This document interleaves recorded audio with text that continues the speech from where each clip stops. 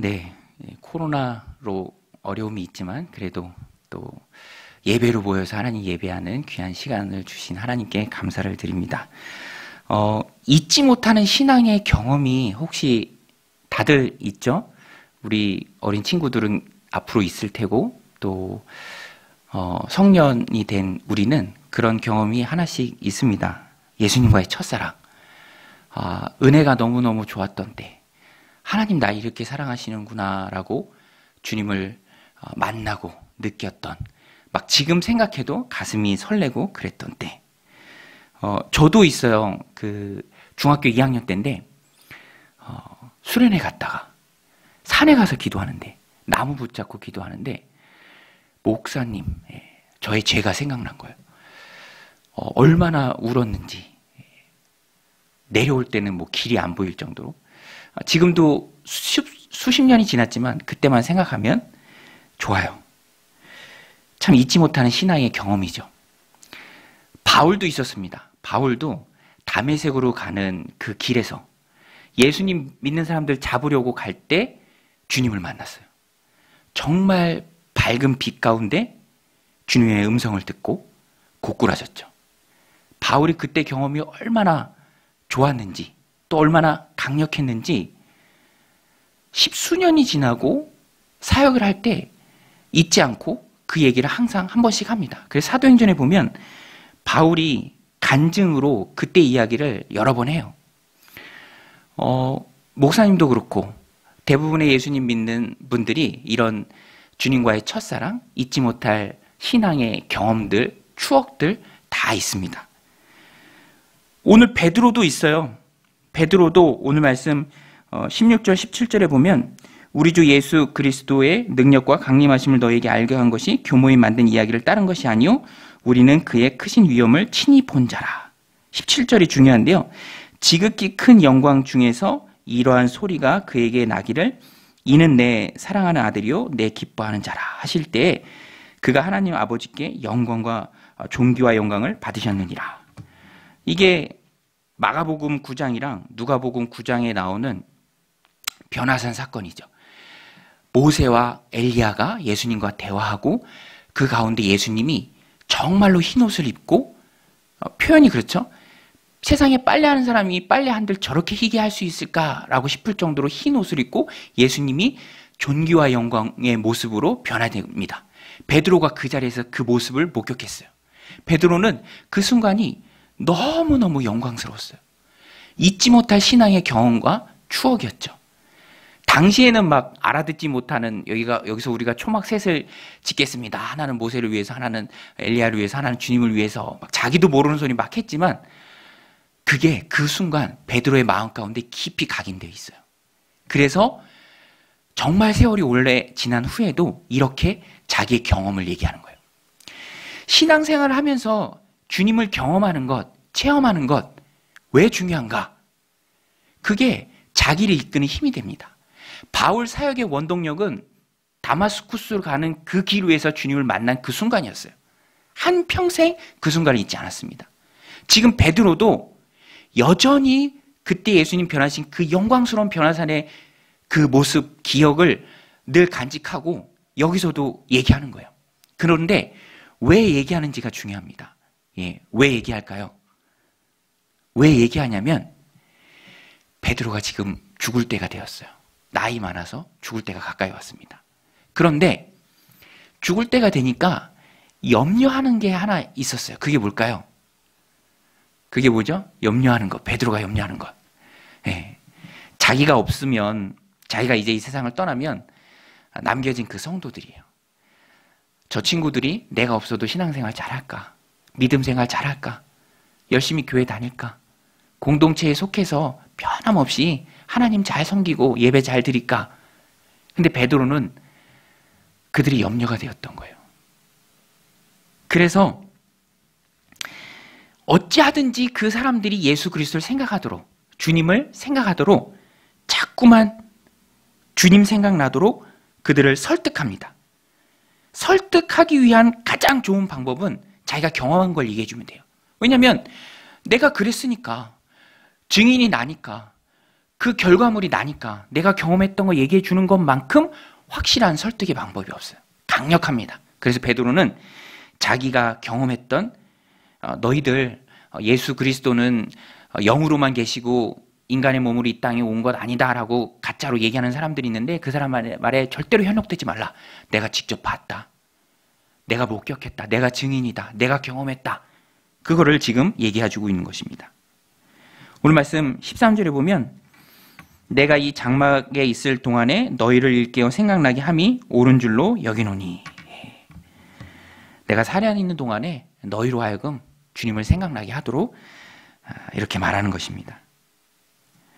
저는 베드로의 이런 염려가 이해가 가요. 저도 그 교회에서 여기로 이사 왔잖아요. 짐 정리하면서 옛날에 찍었던 사진들이 있더라고요. 폴더에도 있고 인화한 것도 있는데 제가 2010년도에 정인교회 왔는데 그때 초등부 맡았는데 그때 아이들과 찍었던 사진이 있어요. 그런데 그 사진을 보면서 반갑기도 하지만 너무너무 안타까운 게 뭐냐면 거기 있던 대부분의 아이들이 지금은 없어요.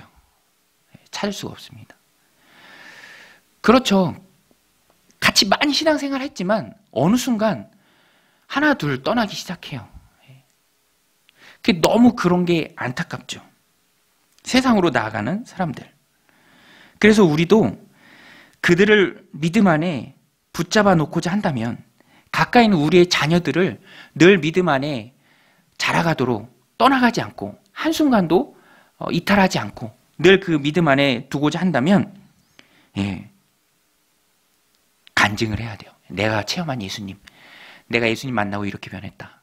이런 복을 받았다. 히스토리가 주님의 이야기잖아요.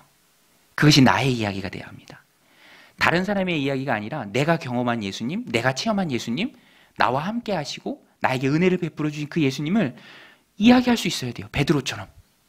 내가 경험한 것을 말할 수 있어야 됩니다. 여러분, 이야기의 힘이 얼마나 크냐면 우리 초등부 친구들도 들어봤나 모르겠다.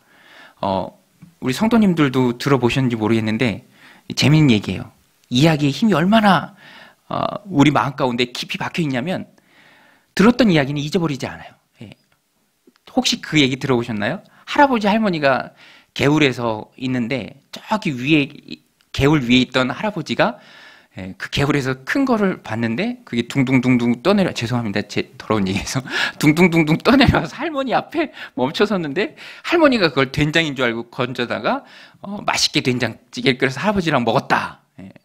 들어본 적 있으시죠? 제가 여름성경학교 강습회 가서 강사님이 얘기해 주는데 저도 들었어요.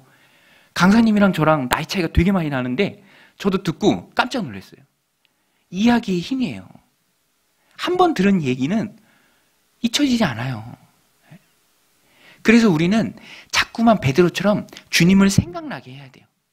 예수님 생각나는 이야기, 하나님 생각나는 이야기, 세상적인 이야기는 어디서든지 많이 들으니까 사랑하는 엄마 아빠를 통해서 예배 시간을 통해서 성경 공부 시간을 통해서 주일학교 선생님을 통해서 믿음의 이야기들을 계속해서 들어야 돼요.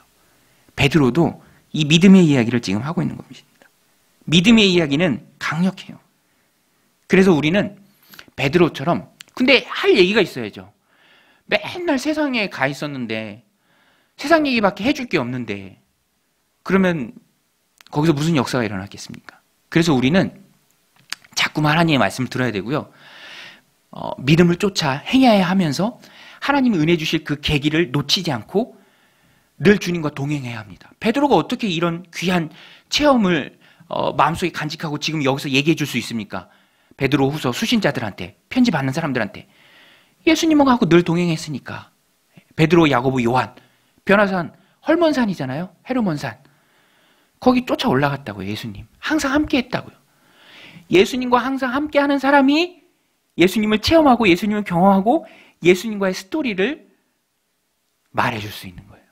오늘 우리도 그래서 간증을 채워야 합니다. 우리 뭐 많지 않으니까 저만 얘기하면 심심하니까 우리 한번 따라서 할게요. 간증을 채우자. 간증을 채우자. 어디에 채워야 되죠? 우리 마음 가운데. 예수님과 함께 했던 그 많은 이야기들, 스토리들, 아름다운 주님이 나에게 베풀어 주셨던 그 은혜들 차곡차곡 쌓아서 그것을 자양분으로 내가 성장하고요. 또 자녀들에게, 사랑하는 자녀들에게, 또 친구들에게, 주변 이웃들에게 전해야 합니다. 간증보다 더 강력한 전도의 도구는 없어요.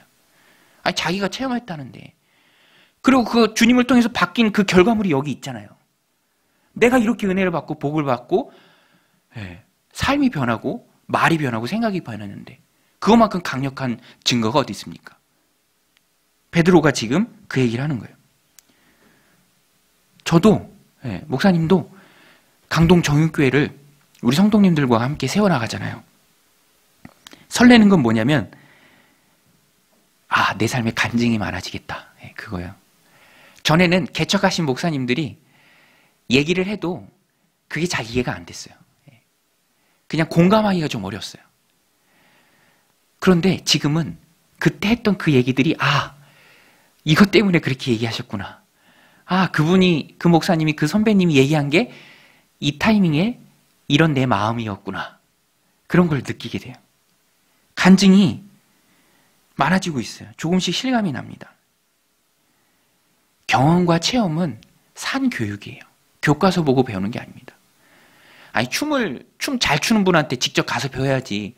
노래도 노래 잘하는 분한테 직접 실습하면서 배워야지. 책 보고 배운다고 얼마나 늘겠습니까? 진짜 교육은 경험에서 나오는 거예요.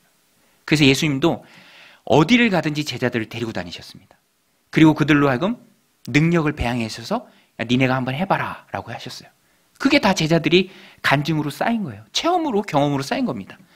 그랬더니 성령 받고 놀라운 일들을 다 행하잖아요.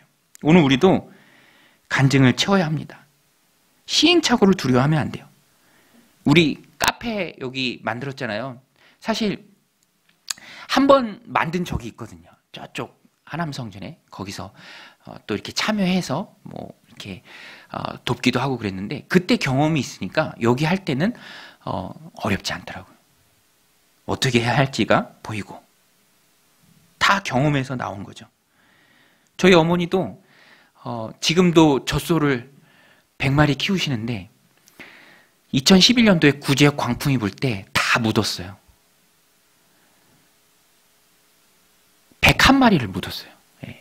묻는 분들도 힘들어하고 아버지도 힘들고 어머니도 힘들고 저도 힘들고 송아지까지 다 묻었어요. 그런데 아무것도 없는 그 상황에서 어머니는 20년 넘게 하셨으니까 저는 옆에서 보면서 너무너무 신기했던 게 뭐냐면 아무것도 없는데 그걸 처음부터 다시 시작하시더라고요. 조그만 송아지를 사서 그걸 키워서 수정을 시키고 어미소가 돼서 우유를 생산할 때까지 그 모든 일련의 과정이 머릿속에 다 있으니까 아무것도 없는 제로 베이스에서 다 시작하는 모습을 봤습니다. 경험이 있으면 정말 힘들 때에도 어려울 때에도 쓰러지지 않습니다. 공동체 안에 머무를 수 있죠. 다시 시작하는 힘이 경험에 있습니다. 그래서 오늘 말씀이 우리에게 주는 메시지예요. 경험을 해야 합니다. 신앙 경험은 나를 믿음에 붙잡아두는 강력한 힘이 있어요. 오늘 모여 수요예배로 하나님께 영광 돌리는 우리들도 열심히 주님을 체험하고 경험하고 베드로처럼 그런 잊지 못할 신앙의 간증들이 우리들 삶 가운데 가득가득 쌓이는 우리 믿음의 신실한 우리 강동정역교회 교인들 다 되시기를 주님의 이름으로 축원드립니다. 할렐루야. 네, 감사합니다. 몇 명 되지도 않는데 이렇게 아멘도 해주시고. 또 한 가지 베드로가 그 성도들을 믿음 가운데 붙잡아 두기 위해서 했던 게 뭐냐면 성경이에요. 성경. 우리 한번 따라서 할게요. 성경을 붙잡자. 우리가 붙잡을 건 성경밖에 없습니다. 베드로도 자신의 경험을 얘기하면서 불쏘시개처럼 그들을 믿음 가운데 붙잡아 두려고 하지만 또 하나 더 중요한 것은 정말 언제고 자기 없으면 떠날 수도 있는 그 성도들을 자기의 경험만으로는 붙잡아 둘 수 없다는 걸 알기에 변치 않는 하나님 말씀에 그들을 맡깁니다. 하나님 말씀과 그들이 온전히 묶일 수 있도록 그들로 하여금 늘 하나님의 말씀을 귀 깊게 봐라. 어두움 가운데 너희들이 있을지라도 마음 가운데 샛별처럼 떠오르는 그 빛이 하나님의 말씀을 통해서 너희들 심령 가운데 있을 것이다 라고 그 하나님의 말씀을 소개하고 권면합니다. 오늘 말씀 19절인데요. 우리 19절 중요하니까 같이 한번 읽겠습니다. 시작. 또 우리에게는 더 확실한 예언이 있어 어두운 데를 비추는 등불과 같으니 날이 새어 샛별이 너희 마음에 떠오르기까지 너희가 이것을 주의하는 것이 옳으니라. 이 주의가 깊이 생각한다는 거예요. 묵상한다는 거예요. 몰두한다는 거예요. 집중한다는 거예요. 예. 얘들아, 너희들 뭐에 집중하니? 오늘 하루 뭐에 몰두했어? 열심히 집중한 거. 예. 대답 안 해도 돼요. 마스크 쓰고 있으니까. 예. 그런데 하나님의 말씀에 집중하고 몰두해야 합니다. 그 하나님의 말씀이 우리의 믿음과 신앙을 꼭 붙잡아 주는 거예요. 어두운 터널을 지날 때, 낙심이 될 때, 마음이 떨어질 때, 힘들 때, 슬플 때, 공부할 때, 어려울 때, 화가 나고 짜증이 날 때, 요새처럼 코로나 때문에 여러 가지로 마음이 어려울 때 우리가 꼭 붙잡아야 할 게 바로 하나님의 말씀이죠. 하나님의 말씀은 왜 중요한가 하면 사람의 말이 아니에요. 목사님의 말이 아니에요. 저의 말이 아닙니다. 제 생각이나 제 뜻을 전하는 게 아니에요. 목사는 자기만 하는 사람이 아니라 하나님의 말씀을 선포하는 선지자죠. 목사님은 마이크가 아니에요. 스피커예요. 물론 여기 마이크가 있지만 마이크는 하나님이세요. 그리고 그 하나님의 감동으로 쓰여진 게 바로 성경입니다. 오늘 말씀 21절 같이 한번 읽어볼게요. 시작. 예언은 언제든지 사람의 뜻으로 낸 것이 아니요 오직 성령의 강동하심을 받은 사람들이 하나님께 받아 말한 것임이라. 예. 성령이 마음에 깊은 감동을 줄 때 견딜 수 없는 마음으로 붓을 들어 하나님의 말씀을 적어 내려간 것이 바로 성경이에요. 성경의 한 글자도 하나님의 뜻이 아닌 게 없습니다. 성경은 정확한 한 개도 오류가 없는 하나님의 말씀이 있기 때문에 우리들 삶 가운데 만나는 모든 문제의 해답이 바로 이 성경에 다 있어요. 그래서 베드로는 자기가 떠난 후에도 성도들을 믿음 안에 붙잡아 둘 성경을 여기서 강력하게 권고하는 거예요. 그래서 우리는 성경을 하나님의 말씀으로 대해야 합니다. 하나님의 말씀으로. 사람의 말이 아니라. 열심히 읽어야 돼요, 성경을. 예. 열심히 큐티해야 됩니다. 개인 큐티도 하고 가족끼리 나눔 큐티도 하고 하나님의 말씀을 먹어야 돼요. 영혼의 양식입니다. 밥 안 먹으면 죽잖아. 배고프잖아. 영혼도 마찬가지예요. 영혼이 죽어요, 하나님의 말씀을 먹지 않으면. 그래서 우리는 열심히 하나님의 말씀을 먹고 대해야 돼요. 성경은 하나님의 말씀이기 때문에 사람의 말이 아니라 하나님의 말씀으로 받아야 돼요. 그 권위를 인정해야 합니다. 제가 너무너무 슬픈 것 중에 하나가 우리 친구들도 알 거예요. 동성애 알지 얘들아. TV에서 워낙에 많이 나오니까 성소주사라고 부르기도 해요. 물론 긍휼히 여겨야 될 대상이죠. 그런데 가장 속상하고 화가 나는 건 뭐냐면 동성애가 죄가 아니라고 얘기하는 거예요. 레위기 18장에서도 얘기하고 로마서 1장에서도 분명히 죄라고 얘기하는데 왜 죄가 아니냐고 우기냐고요. 너무너무 속상해. 하나님이 죄라고 했으니까 그건 죄예요. 그 후에 다른 걸 가지고 따져야지. 성경이 말하는데 누가 성경의 권위에 반대합니까?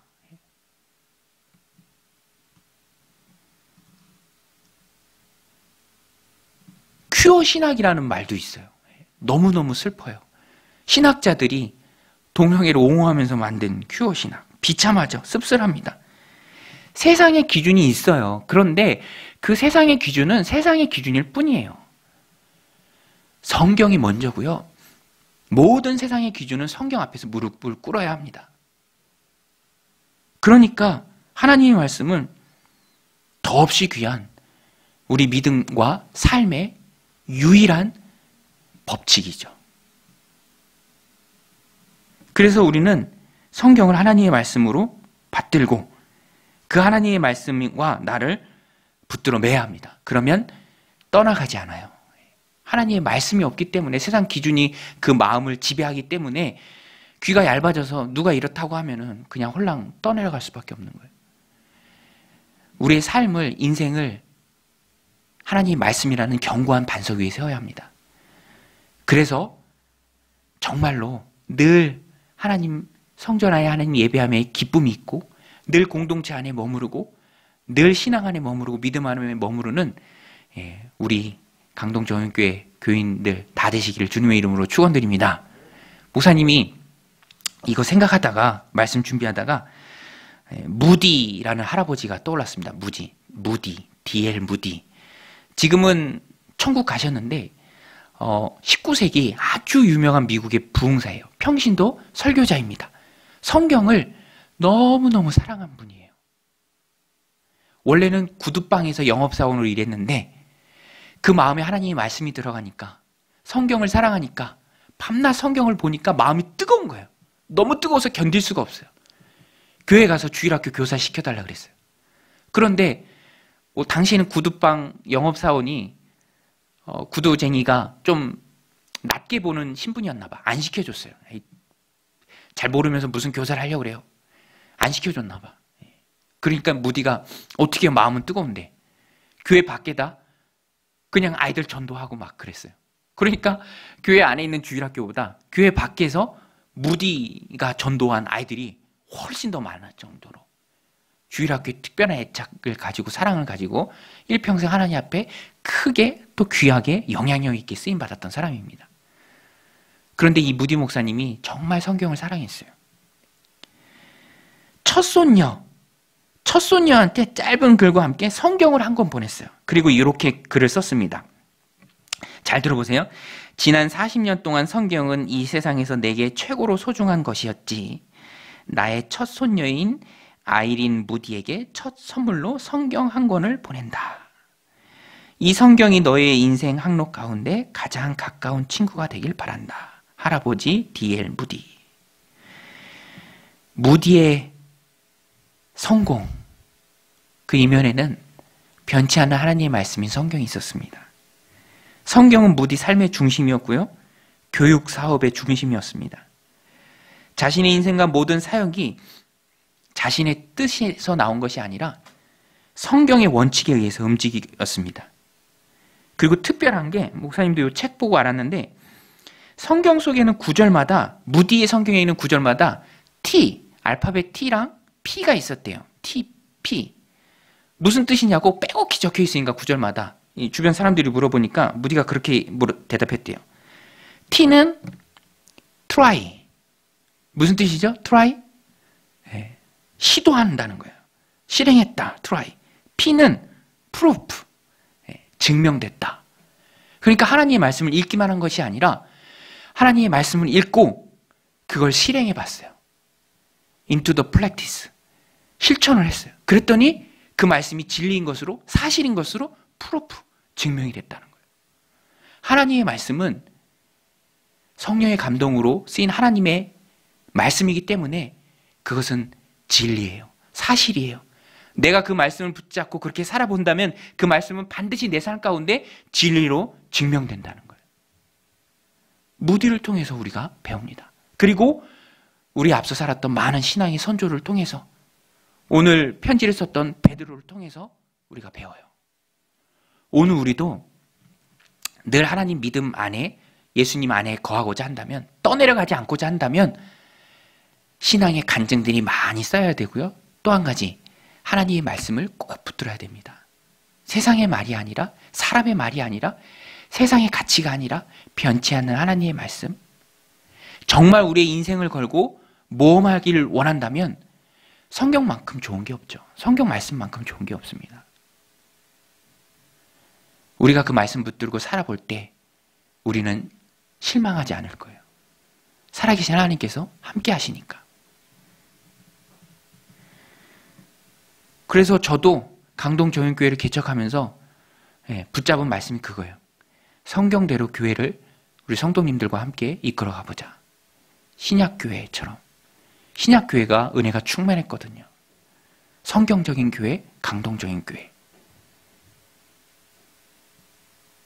초대교회 성경에 나오는 걸 보면 놀라운 역사가 일어나고요. 정말 막 3,000명, 5,000명이 하루아침에 회개하고 교회 안으로 들어오기도 하고요.